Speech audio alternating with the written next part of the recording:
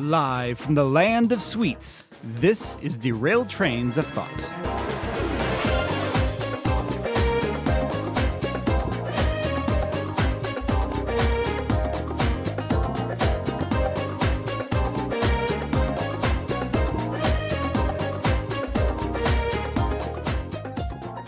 Welcome to your premier podcast on storytelling, Derailed Trains of Thought. My name is Timothy Deal. My name is Nick Hayden. And we come to you tonight from a very merry place. Yes, this is a nice place to be. It is. It's interesting. At one moment, it's very chill. Another moment, it's lively and happening, but it's always very sweet. Yeah. And lots of nationalities here, too, surprisingly. Yeah, it's... Let's say, there's good places and bad places, and this is one of the good ones. That is true. And by the way, Merry Christmas, Nick. Yes, Merry Christmas to you. It's nice to be someplace sweet and that we can literally, I feel like this landscape is just, I could just eat it up. Yeah. Can the podcast bring our families here?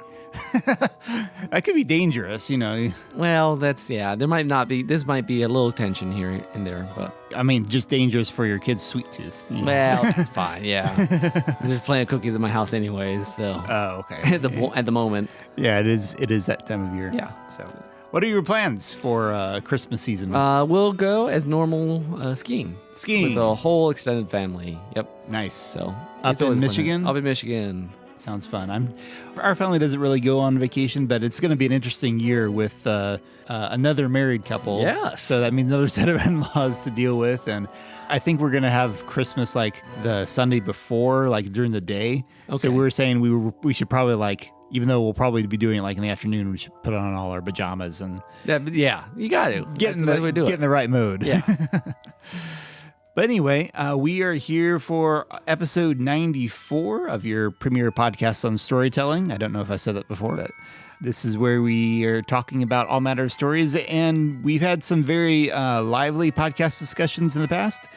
This time will be a little different, but it still will begin with Story School.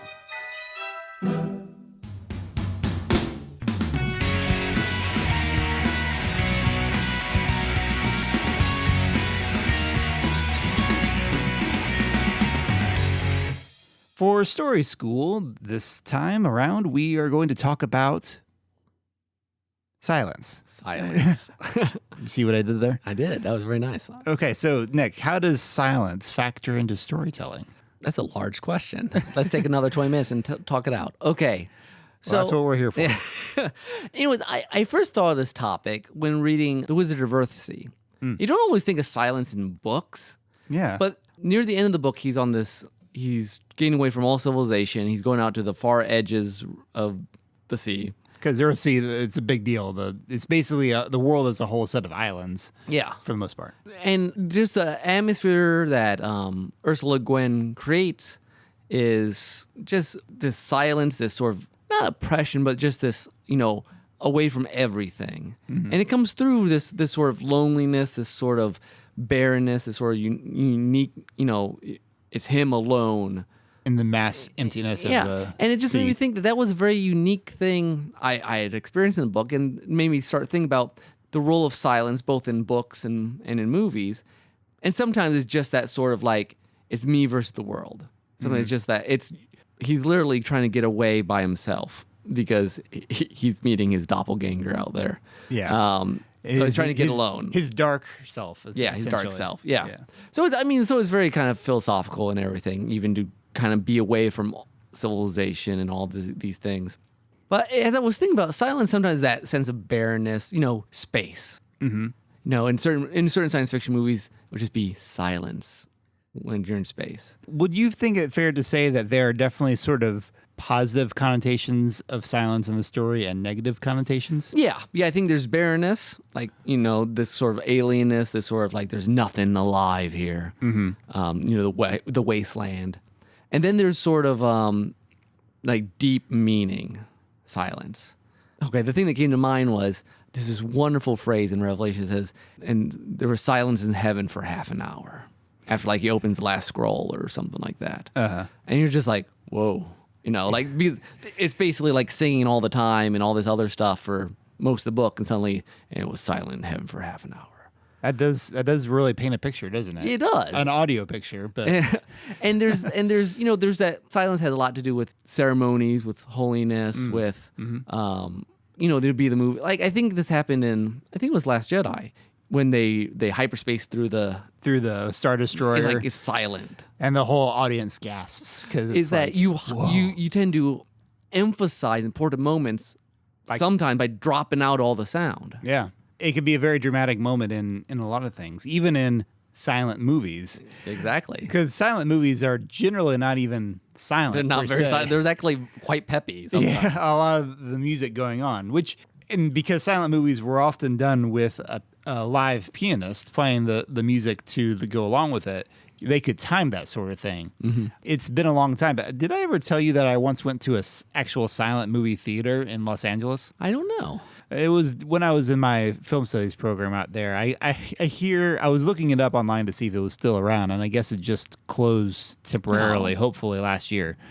But yeah, it was an actual silent movie theater that they had when I was there. The guy is, I don't know if he's even around anymore, but he was a guy who was skilled in doing this and playing along with the music. And we watched Sunrise, which I know is one of the movies that Brian had suggested to us a long time ago. I haven't seen it again, but a very dramatic silent movie.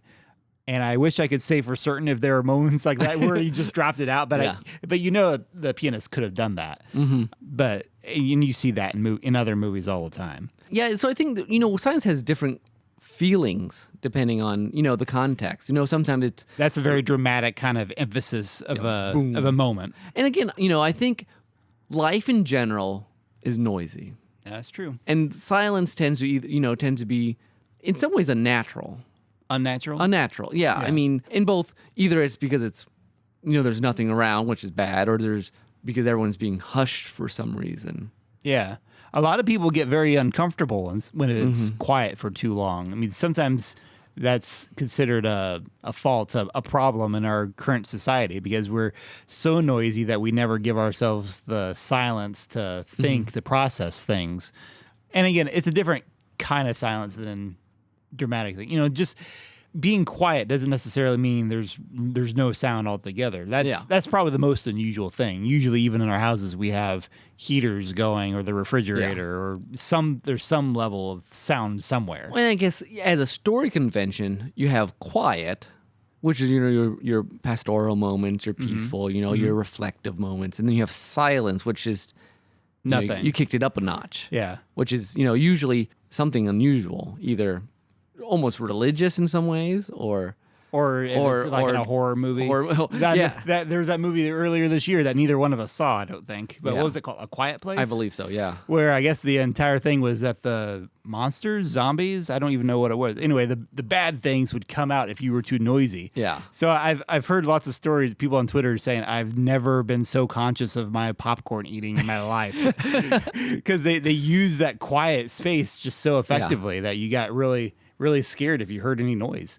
I suppose that's interesting. Be that quiet tends to be like peace. Tends to be your Miyazaki moment, your traveling moment. In books you won't have dialogue. You'll just have your sort of description. What the land looks like, or the sun going down. The sort of like And that's very useful in books for both pacing and just for help slow things down and also kind of take stock of where the character is and help create the rhythm that you might want for the book. I think silence is very useful and quiet for the rhythm of a book. Music, silence is a rhythm too. Like the pauses and even when we write scripts, you'll have like dialogue and then I've been doing this youth podcast thing called From the Beginning, if you want to look it up on iTunes. Yeah. It's an Advent we'll probably talk more about it later. But like in the scripts, I'll say beat in parentheses, which means pause. And they were like, what are we doing here? I'm like, you're taking a break. You need it's emphasis by not saying anything. Yeah, it's a moment to kind of process what came before and then transition to what comes next. Yeah. That's a very important thing for obviously for the kind of podcast scripting you're doing. Yeah. But even in a lot of plays, regular screenplays, you will see that because sometimes you just kind of need that quiet moment to process, move on to the next point. And it's interesting how much editing this podcast, I'll like just add like a half a second space that wasn't there, and it just feels better. Now, I'm not an expert at the editing, but it helps. That's the thing that actors know real well. How do you make that let linger just long enough? Sure. And that's one thing I am experimenting with editing this podcast all the time. Because I sometimes will cut out long pauses when we were like searching for a thought or something. But then I have to be careful not to take out too long of a pause, because then it doesn't feel natural. It just feels like we were just rushing through all these random thoughts. Yeah. You need a little bit of that, even if it's just half a second, that right amount of pause to kind of reflect and then move on. And helps the audience reflect, give them a moment to process what's happening. I mean, not just on podcasts, but in movies and Yeah, what was said, what was done. Yeah, to laugh. Yes, a laugh. Yeah, sometimes you need a little laugh break. I mean, that's what actors in plays do that all the time. They know stop talking while they finish laughing. And sometimes this is an interesting thing. I was thinking when I was thinking about this week. Some comedians will also use that silence to bring more laughs out. Like I remember that being when I was reading up on older comedians. Some critics criticize Red Skelton, a TV comic, for laughing at his own jokes a lot of times. Whereas a more refined comedian like Jack Benny he'd not crack a smile at anything he'd say at all. He'd just kind of stare at the audience like, what are you laughing at? Yeah. Like, I'm being perfectly rational here, but it was not actually a punchline at all. And I think there's certainly something to either way. Red Skelton laughing at his own jokes just shows that he was having fun. Yeah. So, it's completely different kinds of styles of comedy. Okay, here's another kind of aspect of silence. The silent character. Or the quiet character. What do you think that helps communicate versus a garrulous person? Well, it is something different. I mean, it could give you, if it's someone like Harpo Marx, then it basically helps them emphasize, instead of witty dialogue like Groucho, it emphasizes physical comedy and stuff and what you do visually. So there's that aspect of it. Other times, if you have a more serious character, and even Harpo at times, like if he was playing a song or something, he could, it taps into a little bit more of a, what's the word I'm looking for? The sad tramp character. Okay, yeah. A little bit more pathos by being quiet. And I think you also get a certain amount of weight when they talk then, both in like more serious things like, the mentor, the wise old sage sometimes. Yeah. Or like Ferb. Yeah, I was just saying, he doesn't say anything except for like maybe one line per episode. And then it's usually one of the funniest. Yeah. That, there's this counterbalance between speaking and not speaking of how much you pay attention. Yeah. The people who blabber on, I mean, that can be a certain character quirk, but the people who don't say anything and then say something, then you really pay attention to what they have to say. Which is probably what you just said, but I just said it in another way. That'll work. This is a podcast. We can't quite get away with that sort of character. For some reason, this is apropos of nothing, so you can cut it out. But I was thinking between silence and talking a lot. You have people like Masato from Evangelion, who originally didn't talk. She was traumatically, she couldn't talk because she was of trauma, and then she like overcompensated for it with talking about a lot of blabbermouth. I guess so. I think it's just interesting. Maybe you can cut that, but we have had Ava on the mind lately for some reason. Yeah, it's coming to Netflix. Yeah, and it brought on all kinds of feelings. That's like the only show I feel like the idea of watching it again gives me stress. The idea of watching the first half makes me excited. The second half, I'm not sure I want to tackle again. Like the first, anyways. Neither here nor there.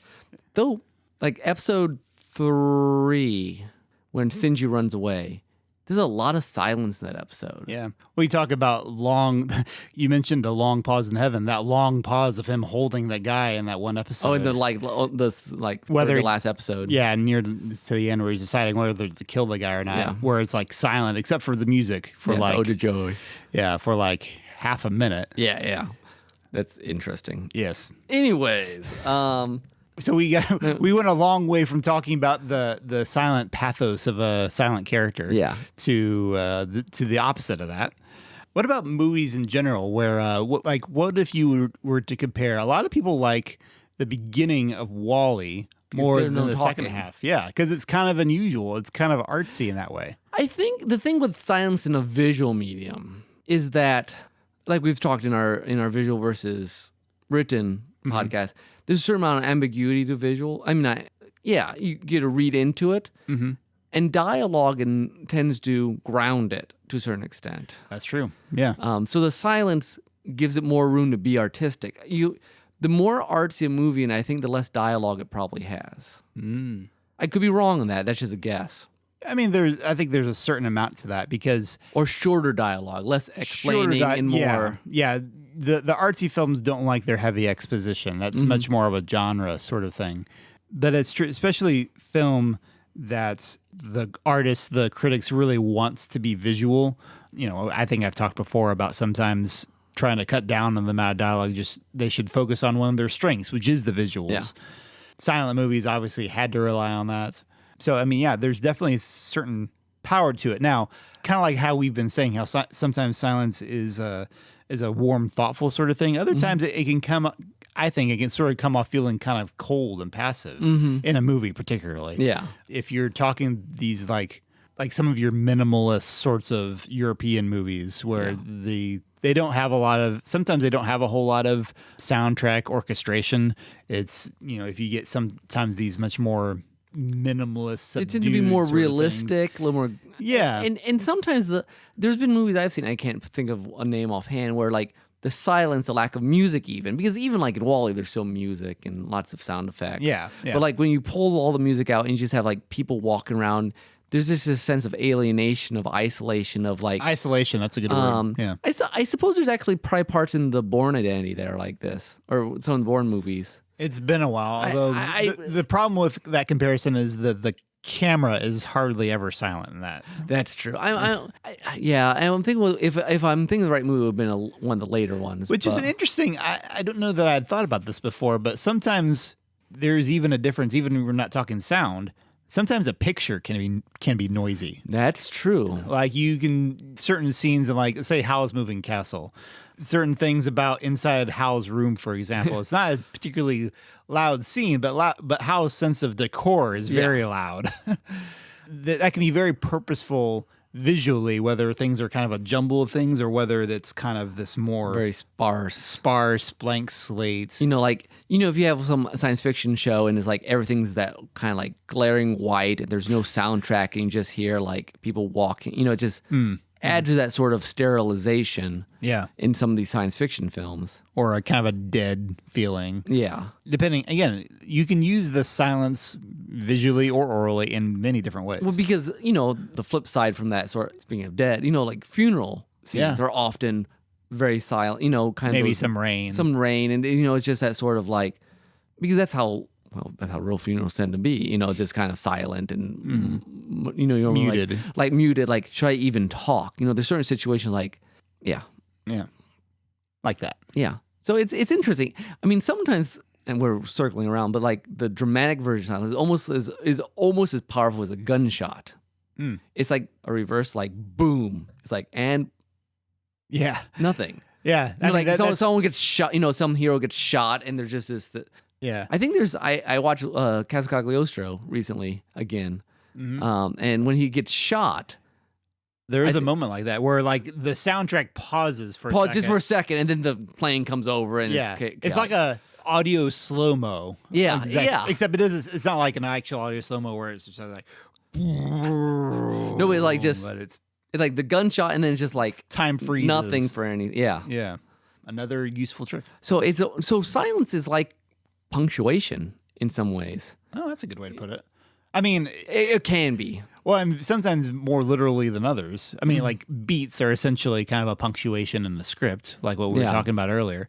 But other times it's much more of a bigger force, bigger feature. You know, the only thing we have talking about silent characters, there's the video game silent protagonist, where the person doesn't say, like Chrono in Chrono Trigger, or Link in Zelda, where they don't say anything. And the idea, I think, is that in a more participatory medium is for you to identify with them because they don't speak, so that you're supposed to, and it works to varying degrees. Yeah, I have to admit, I've never fully bought into it maybe this is one reason why I've never been too invested in Zelda, because I feel like if I want a story in a game, I want a story. It's kind of hard to do that with a blank character. Yeah, it's never worked. I mean, I get it, but yeah, it's never been like, oh, now I feel like this is me. Yeah, like, I understand that's the idea, but I don't. It doesn't. I mean, I think Mario is a lot more fun because he has, his hey ho, it's me, I'm Mario. Everyone can imitate Mario. Yeah. How do you imitate Link? All you do is Or that weird game like Excuse Me, Princess. You ever seen that? No, that's the cartoon actually. Cartoon. I thought because there's like this weird. Yeah, there's a weird Phillips. Okay, it's not from that. It's from the cartoon. It's from the cartoon. Okay. That catchphrase. Well, excuse me, princess. Which is not that's endearing at all. Yeah, no, the Phillips CDI. It's also weird. It's also weird, but in a completely different way. Like the cartoon is just kind of 80s cheesiness. The Phillips thing, it's like Waluigi kind of insanity. Waluigi. A not silent character. Yeah. We're very derailed today. Okay, so we've talked a lot about visual media. I mean, that's a lot easier. Say you're a creator. How do you create silence in a written medium? Well, it's tricky because it's not completely silent unless you have like actual blank pages in your book, which I'm sure someone does, but I think it probably does. But I think it would also kind of just come off as gimmicky. Yeah. I guess it is much more in that case. It'd be more about the atmosphere. And creating that sort of silent atmosphere, I think, is not easy. Like I said, I can't think of a lot of examples. I mean, Earthsea did a great job. I think there's scenes in Tolkien. I was just thinking Tolkien, like maybe the one where Sam and Frodo are asleep, and then Gollum comes, and it feels like a very quiet, very introspective moment. I think you have to be one of those writers, not necessarily, but one can do a lot better with the nature. I'm reading The Ivy Tree right now. It's part of our book club, but there's a scene, kind of a moonlit, sort of like she's walking through this kind of overgrown garden sort of thing. Talking about plants, I don't know. But does a pretty good job of getting that sort of like... I think the trick for writers is to create a scene that makes people remember what it was like to be someplace silent. Oh, that's a good way to put it. Especially since you have to be careful, if you go too flowery into scenes of description, some readers will just skip over it. Yeah. Will skim over it. It's more making you get in touch with those moments you've had when it was all by yourself. Yeah, I know. That'd be a good way to I remember trying it in Story Project one time. Lance Valentino took this day, I think the thing called the Sabbath, and he just sits at the beach all day trying to be silent before God. I don't know if it worked, but that was kind of the idea. There's definitely certain scenes in real life that help evoke that sort of silence, like snow falling. Late night kind of thing, yeah. I think the ocean can for people that... In some ways. In certain... I mean, not like summertime, but I mean like... Light waves, yeah. Yeah, yeah. And I guess I never thought of that, but yeah, if you want to create that atmosphere, it's really about reminding people. Anchoring it in a setting that they're familiar with or something similar that they can kind of paint the picture in their mind of what it might be like. Yeah. The moon, for some reason, makes people think silent. Again, probably because if you're staring at the moon, it's probably a quiet night out there. Yeah, exactly. It's one of those parts of storytelling you don't often notice unless, it's the dramatic version. Right. But it's part of the palette of a creator. And I guess the question, too, is why do you have those little pondering moments? I think the Bible says for a reason, be still and know that I am God. And it doesn't have to just be a moment about God, although those are certainly good. But just kind of those moments to sit back and take stock, even in our real life, that's a healthy thing to do. So it makes sense that in a story, sometimes you need to... Again, and we touched on this to refocus, kind of look back on where we are, reestablish the world around us, because sometimes we get lost in our own internal world. And I think most good, say, like action movies have those moments. They'll have a moment where like they'll take a break between the one action scene and the next action scene. Sure. Sometimes just so the hero can bandage up his own wounds. Sometimes just exposition and let's talk and make this this romance work and whatever. But in some really good ones, it's like, why are we doing this? Where are we going? Sort of thing. So keep that in mind for your next book or your next movie. Whoever is listening, creators. Yes, silence is a useful thing. And this time of year, this may sound like a strange topic for Christmas, but it's a very busy time of year. We could all use that break to kind of get away and refocus. I think we all want to envision Christmas involving a moment of just sitting there, the lights and the reason for just sort of thing. The fireplace, yeah. We long for that more than we often do. Especially if the holidays are a particularly stressful time of year. Maybe that's a good reason for silence to be in stories, to remind us that we want that. Yeah. I mean, I can think of like even Christmas specials like Garfield Christmas. Some of my favorite moments of that are these like quiet moments, like they're going off to sleep on Christmas Eve, or Garfield in a corner with the grandma character just kind of reminiscing. And it comes up. I think it comes up at a lot of Christmas specials. That's true. Like, I mean, Charlie Brown certainly has. Them just walking around, and we even our movies tend to be paced at this hectic speed nowadays. Mm-hmm. Many of them. But I think you could say there's a lot of some of the best Christmas specials have kind of that moment to. I don't know. There's just something inherently magical about Christmas anyway that I think the silence really services really well. Yeah. So with that said, we will be silent for a moment and then go into soundtrack.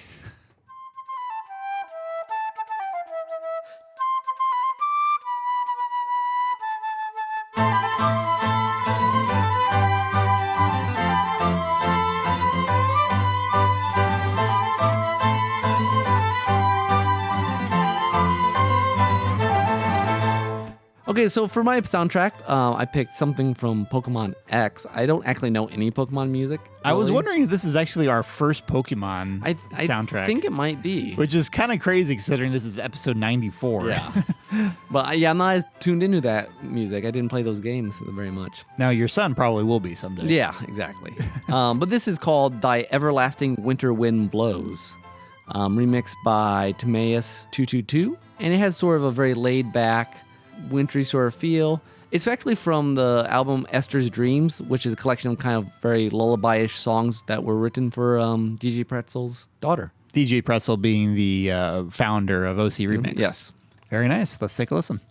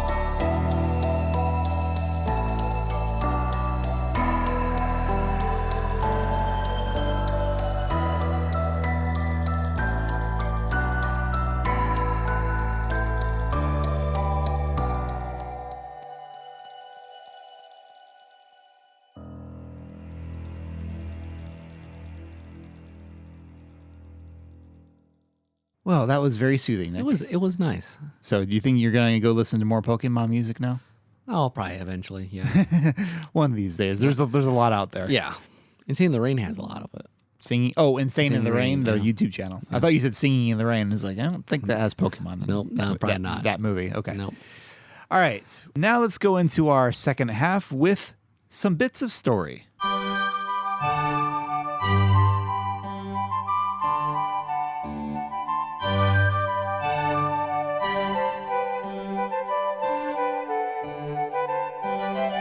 So yes, it's a little unusual version of a bit of story that we have for you today. We thought we'd do something different for Christmas and kind of capture this sort of season. Yeah. Again, it's a different kind of topic, so this will be quite different from what we did last December.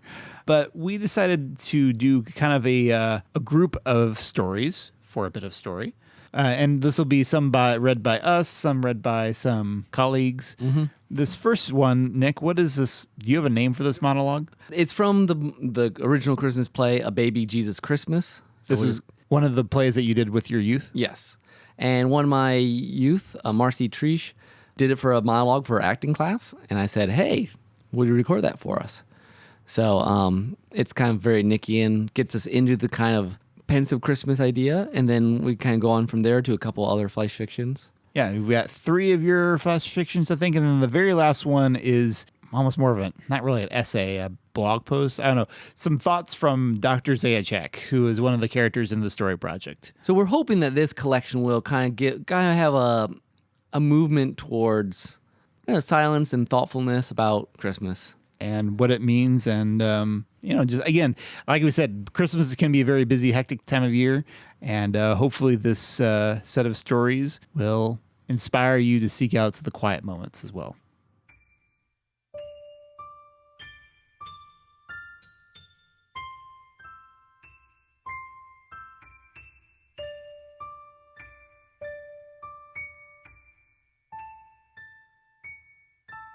Last year, about this time, my father died.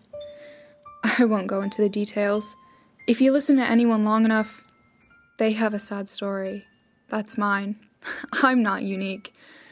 I'm just a girl that wants to cry while everyone's smiling and singing. This child, this baby, he's the reason for this season, apparently. We give gifts and sing songs and wish each other Merry Christmas.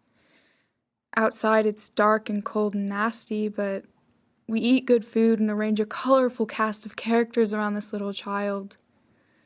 I don't get it. I can't. I feel like a traitor, like an alien, walking among all the lights and decorations, seeing the stores full and everyone dressed in gaudy greens and reds. I'm dead inside. There's a glass between me and the world. This frivolity of wrapped boxes and singing animals and family niceties is so thin and so very far out of reach. I just can't. It makes me angry, all these happy people, and it makes me sad, and it leaves me confused and hopeless and alone. Last night I lay in bed. I don't know what time it was. 10 past forever. And I remembered suddenly last year's Christmas service. I remember it passed over me like background noise. Then we rose. Everyone stood but me. And they began to sing loud, so loud. Joy to the world. I remember a shiver running through me. Something had penetrated my shell. Something beyond words. Something like an echo of the joy the song meant to communicate. It was something different than I remember Christmas feeling before. And I want to feel it again. This baby, this flimsy prop, this is what I think Christmas was to me before. Just a play pretend, just a dress-up tea party.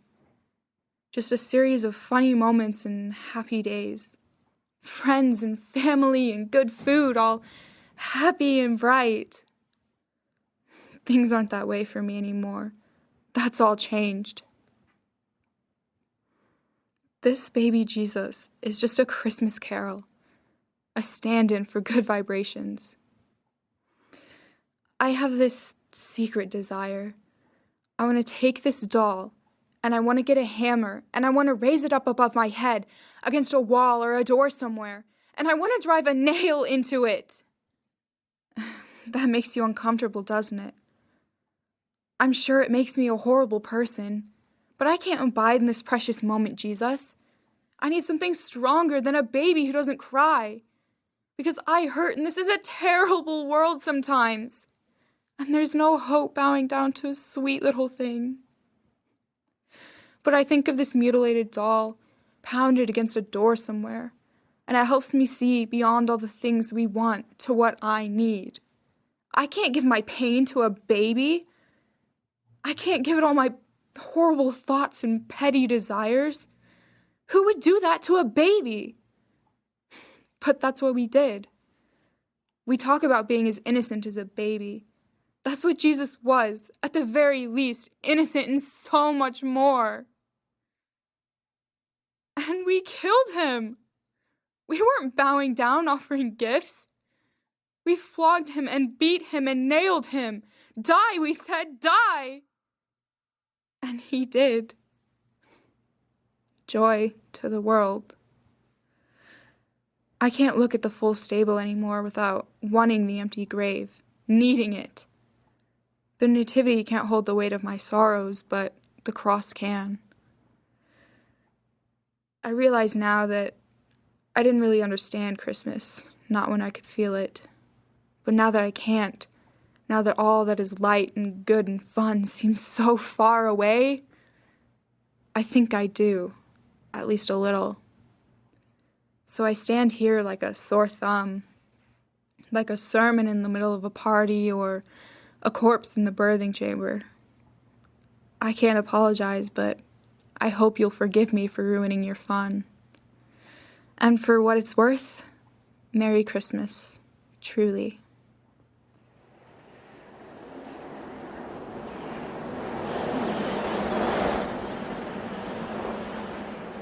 Ring the bell. Bitter wind slashed me as I opened the car door. I struggled out into the tempest and slammed the door behind me. Wind and snow struck my face. For a moment, I couldn't breathe. Blinking, I made out the general form of Walmart, lowered my head, and shuffled forward, wary of ice. Tonight, of all nights, my wife insisted on some ingredient for some pie she planned to bake for the gathering tomorrow. Through the whistling, moaning wind, I heard the bell ringing, ringing, ringing. I hated the bell ringers. No, I didn't have any change. Don't look at me that way. No, I won't feel guilty. It's a blizzard. Give it up already. The wind threatened to knock me over. My cheeks burned and my fingers ached. I needed new gloves. Ring, ring, ring. I could see her now through the curtain of snow. A red-cheeked, bright-eyed high school girl doing a little dance as she rang the bell. She saw me too. Hey, mister! I ignored her and pressed forward. Hey, I just need to talk to you for... No change! I shouted. If I could just have a second of your... No! I screamed. No, no, no. How many times did I have to listen to the people beg for money? Just a few dollars, they said. Imagine, for the price of a cup of coffee a week, they said. I'd given my share. Enough was enough. I stalked towards the girl, not quite rational, ready to give her a piece of my mind. I opened my mouth. A gust of wind stole my breath. Smiling, the girl handed me her bell and ran inside. A faint glimmer of music shimmered through the air as my hand dropped. I stood, nearly frostbitten, for 10 seconds, flabbergasted, before slipping into her little red shelter. Back to the wind, I found a half-dozen mostly empty styrofoam cups of once hot chocolate. I set the bell on the little shelf and turned to leave. From inside the box, I could view the storm almost as through a window. The gray-blue swirl of snow, the parking lot lights floating like obscure suns above, a dark figure stumbling toward me. He was a lone shadow in a harsh world. I grabbed the bell, hesitated, then shook it. A peal of golden melody sprang forth. The figure looked in my direction. It was another harried husband trying to rush past. "Merry Christmas," I said, too softly. The automatic doors opened, and he was inside. A few minutes later, the girl returned. Thank you. She said. Steam rose from the cup in her hands. "You needed another cup of cocoa?" No, I really had to go to the bathroom. This is just a bonus.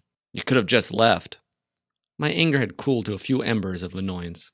No way. You gotta keep ringing the bell, especially on a night like tonight. It reminds people. I just looked at her. She grinned, snatched the bell from my hand, and rang it in my face. Merry Christmas! She said cheerfully. Merry Christmas, I said. I stood a moment before the automatic doors as they opened, not quite ready to come in from the cold.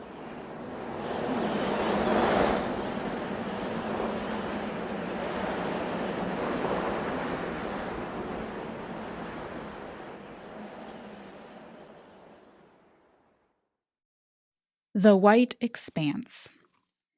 Molly stepped out into the winter cold and started walking.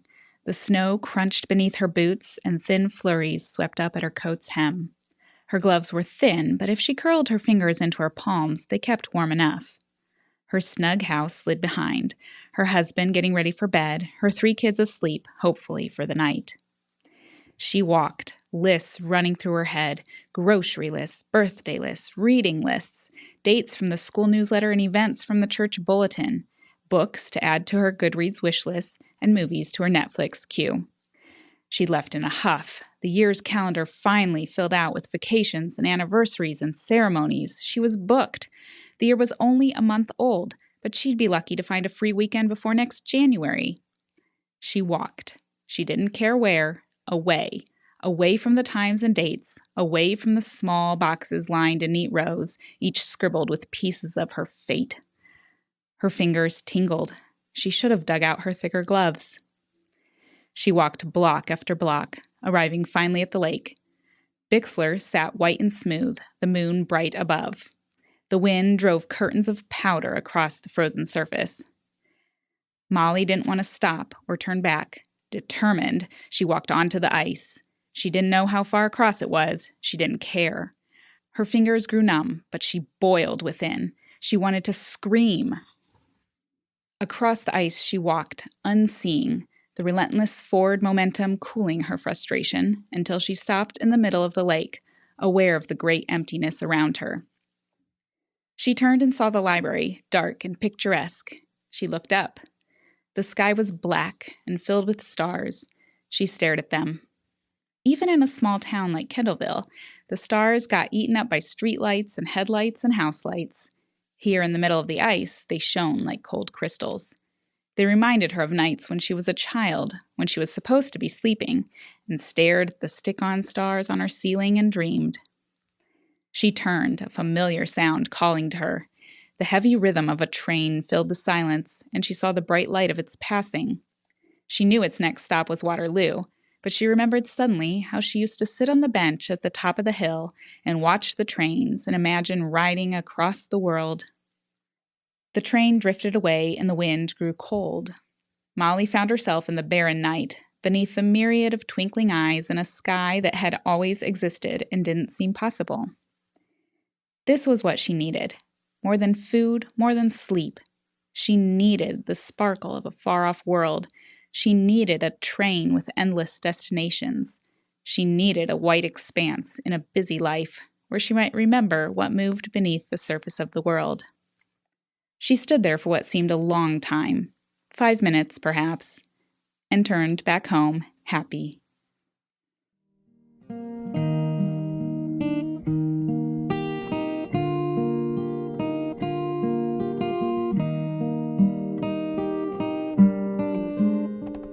Open at the new year. Dear future self, if you're reading this, you made it through another year. Congratulations.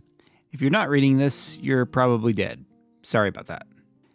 It's January, and if you're anything like me, and I'm betting you are, you're feeling pensive. It's dark, and it's cold, and most mornings you just want to sink a little deeper into your warm cocoon of covers and throw the alarm out the window. And yet you feel you must dream and plan and expect great things out of the new year. Because, let's face it, last year wasn't that great. Yes, I know I haven't lived the year yet, and maybe it was great. Maybe you won the lottery or got married and landed your dream job. You know, the one where you get paid $100,000 just to take pictures of exotic places and write clever articles and star on your own YouTube channel. But notwithstanding these possibilities, I know that in some way the year has failed you. Even if you have a hot girl now, I'm guessing she has some unforeseen deficiency, like an inability to truly appreciate your awesomeness at all times. Anyway, Last year wasn't that great. You misspent your money, or a friend got mad, or your job still sucks, or someone died. Maybe it was at a dumpster fire. Maybe you had lots of great memories, but it's January and the pressure's on. This needs to be the best year ever. I understand. I really do. And even after a year of Netflix and Instagram and late nights on Steam, you feel even further behind. There's too much to watch, to read, to visit, to buy, to experience. It's paralyzing. But I am writing to you, dear self, to remind you of something I've forgotten again and again. Maybe I never knew it. I'm afraid you won't remember it either. There was a storm last night. Do you remember that storm? The electricity's been off all day and there's a travel advisory. I've been huddling beneath 5 blankets trying to keep warm. I've only a little milk, some bread, and half a bottle of ketchup. My phone's dead, and when I look out the window at the blowing snow, I think I never want to go outside again. And so I've been alone and cold in the silence as the wind gnashes its teeth. I found myself sitting, just sitting, and thinking. Sometimes not even thinking, just being. And I've forgotten silence and thinking and being. I'm a little afraid of it, and of the weather, and of my absurd imaginings of freezing to death my little house. It's also tentative these days and minutes. And I remembered, for the first time in years, how I would ride my bike around the block as a child and sing these made-up songs. Do you remember? I hope you do. Sometimes these songs were prayers, just words to God, little impromptu hymns, because I was happy with the wind and the motion and the weather and the time. Just empty time, circling the block, alive and free and never bored. So I write to you, future self, to remind you of this cold January day when you sang, just a little, in your living room to an old tune that maybe you know better now. You sang to Jesus and you laughed, embarrassed, but you felt happy and not alone, despite the cold, despite the bare and empty day. And you wondered if it could happen again. If the year were not so important as the day, the goals not so vital as the tune you hummed beneath your breath. Perhaps you can write and tell me. Sincerely, your past self.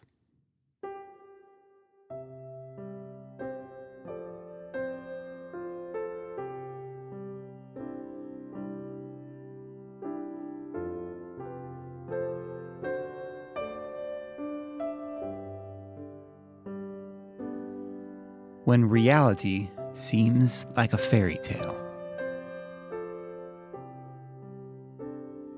A divine being powerful enough to create a vast universe of stars, massive globes of gas and flames, and planets, smaller globes of rock and gas, that support a single planet, overflowing with intricately designed life, later, many years after the initial act of creation, becomes a tiny human fetus, a fragile lump of flesh hidden inside a young woman's womb. Ridiculous, unthinkable, and yet it is true. And there the wonder begins. The Word became flesh and made his dwelling among us.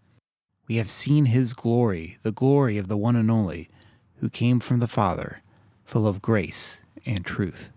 John 1:14. Silent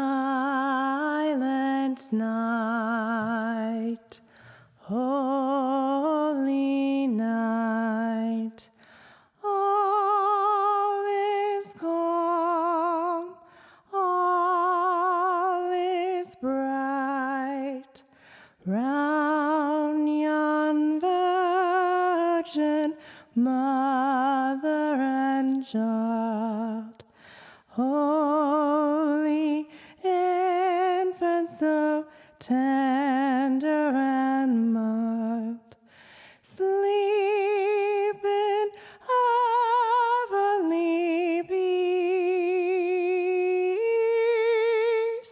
sleep in heavenly peace.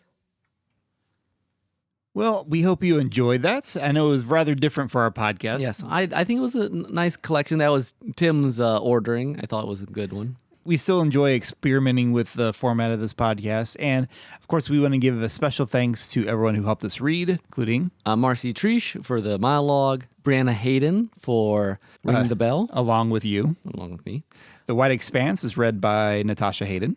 And Timothy Dio. well, I think you know. Who did.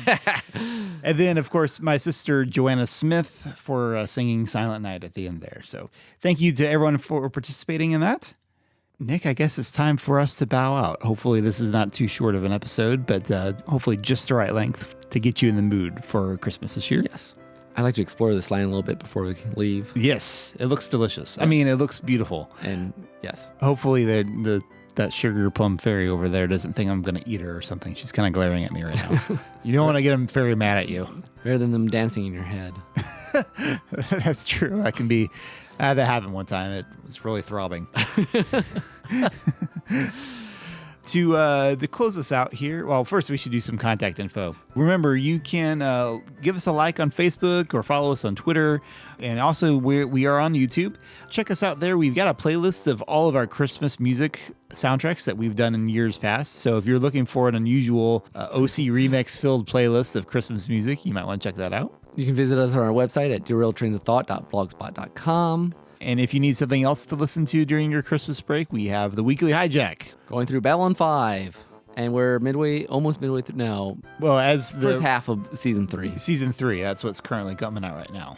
And of course, Babylon 5 is available on Amazon Prime, not a sponsor. Okay, now that we've gotten all that through, my soundtrack is a remix from Sonic and the Black Knight. This is called The Icy Journey Through Hope and Sorrow. Again, kind of a different. I would not normally have picked this as for a Christmas episode, even though it does have some sleigh bells in it. But I figured, given our kind of pensive, thoughtful excursion through bits of stories, it might be a good fit. This is done by Argyle and Cosmic Prism. I think that's a very interesting pair. I kind of picture like a lumberjack and a fairy, one of these fairies. Yeah. Nice. So I don't know. I hope that's what they look like in real life. Anyway, thank you for joining us. We hope you have a very Merry Christmas. Yes, and a Happy New Year. Until next time, this is Tim. This is Nick. Bye-bye. Bye.